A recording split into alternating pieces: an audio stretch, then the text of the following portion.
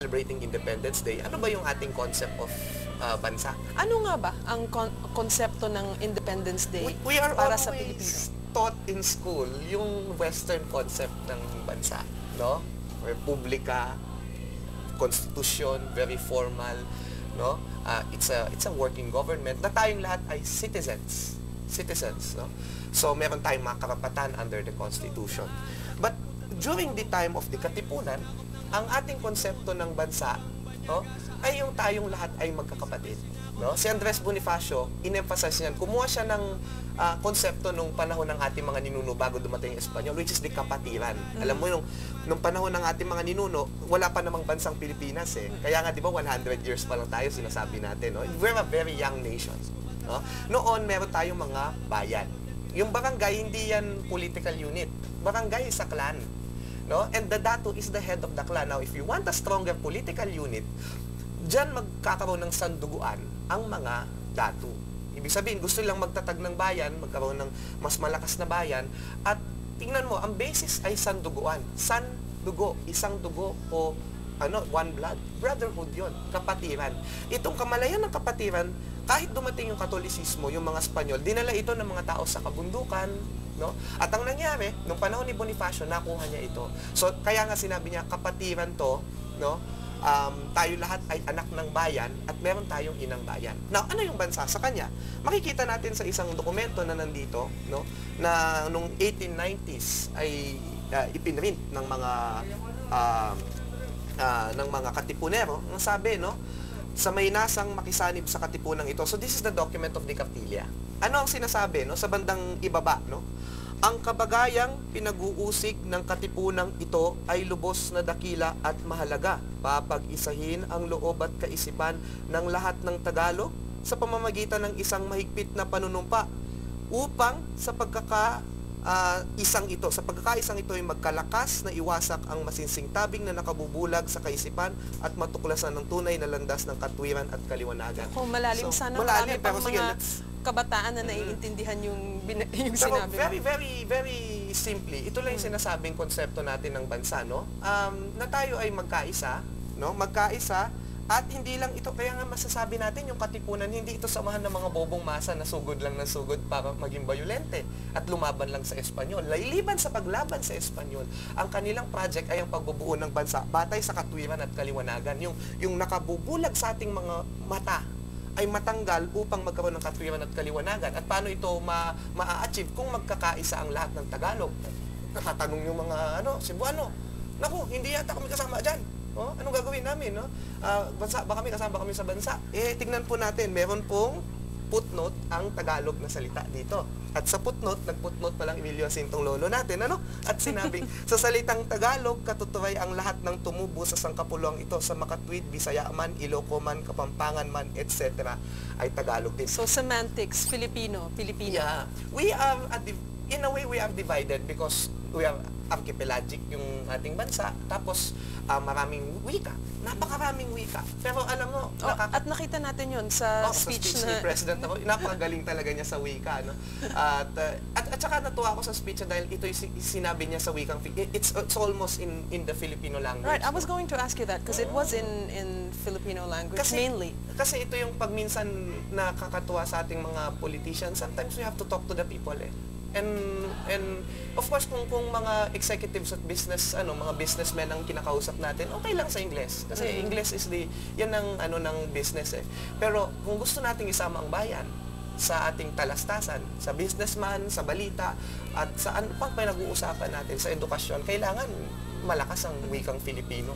Pero Michael, nabanggit mo kanina, hindi bago to na kapag merong nabanggit mo nung Commonwealth pa, si Pangulong Quezon ay binabanggit kung ano yung mga nagawa niya sa kanyang administrasyon. So, hindi bago to sinasabi mo. Pero sa mga nakaraang taon, hindi ganito. Naiiba itong Independence Day speech na ito. Ang naaalala ko kasi talaga sa aking mind, yung panahon ni President Ramos. Remember, the time of President Ramos was the time of centennials na itong katipunan ay ating ginugunita. So, napaka-active nung National Centennial Commission and then of course kasama nung National Historical Institute and the other agencies na, 1896, pagsiklab ng himagsikan. 1996, mayroong centenaryo, tapos nagkaroon ng mga selebrasyon. So, it's more on, yun nga, yung pagbabalik tanaw sa himagsikan, no? At saka dun sa, of course, yung natamo nating independensya noong 1898. Kasi ito, nakakatuwa ito na we must clarify. Some teachers will teach us, or some people had told me din, na hinatalo yung himagsikang Pilipino. No? Kailangan i-clarify natin to kasi parang, natalo yung himagsikan natin. Anong sasabihin ng bata dyan? Pero sa totoo lang, nanalo yung himagsikan natin. By May of 1898, madami nang lumaban muli. Pagbalik ni Emilio Aguinaldo mula sa Hong Kong, at inaasahan niya yung mga Amerikano nga na tumulong sa atin at tinutulungan natin sila. Yung mga Amerikano, apparently, nandun lang sila sa Manila Bay.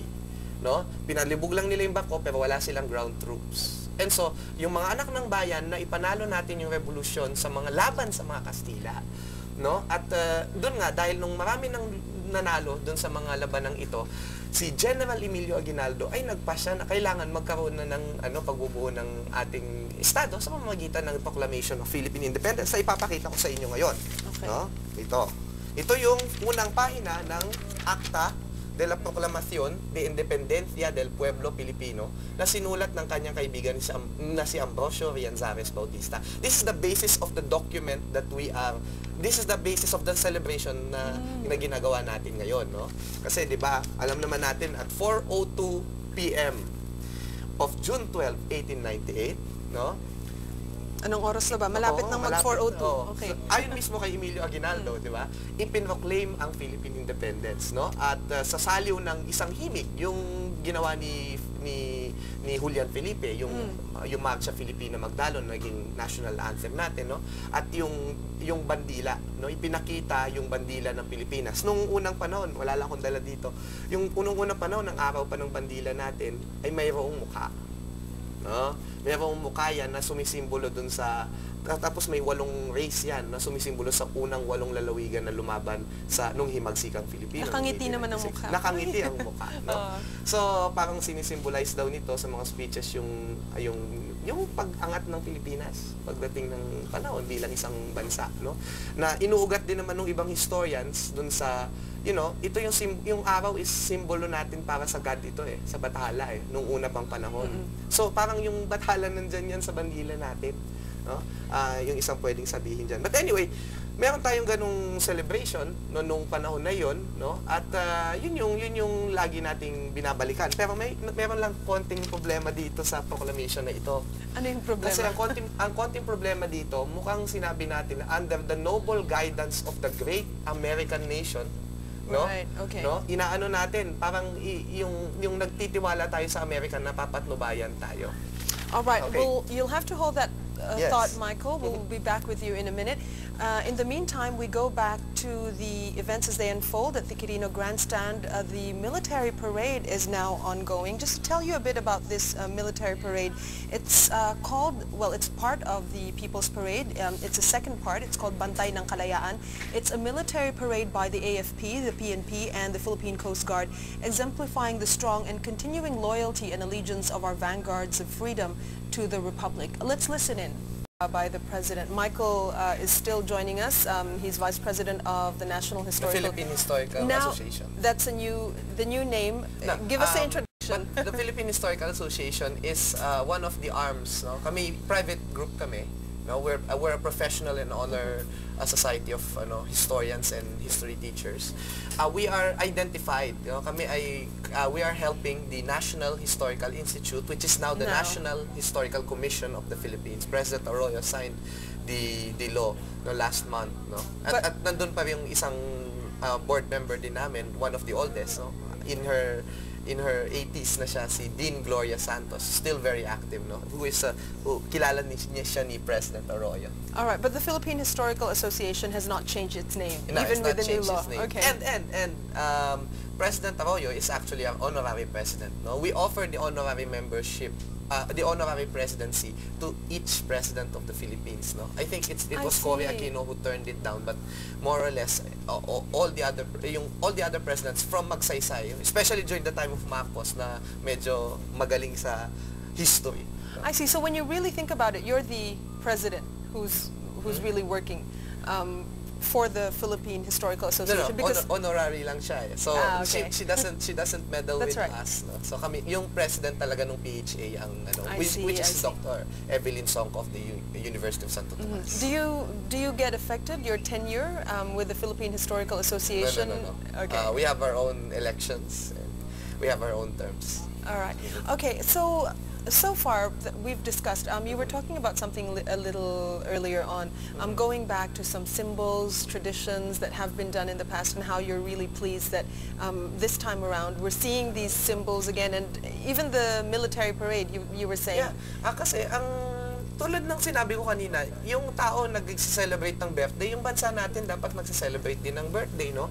In a way, tingnan mo, nung nakikita ko kanina yung mga civic organizations, yung mga bikers halimbawa, nakakatuwa yun kasi meron pala mga ganitong organisasyon, no? And how do you, and then yung capacity of the military, how do we know all these things? Kasi the people must be informed about these things, no? Kasi alam mo, tulad ng sinasabi ni Tito Boy lagi sa amin sa bottom line, no?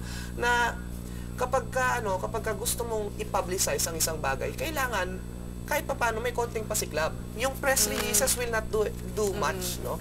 So for example, yan, in a parade where everyone is watching, you are now, viewed kung ano yung mga civic organizations who are helping the government, and then of course yung military, no? Ano na yung strength nila ngayon, no?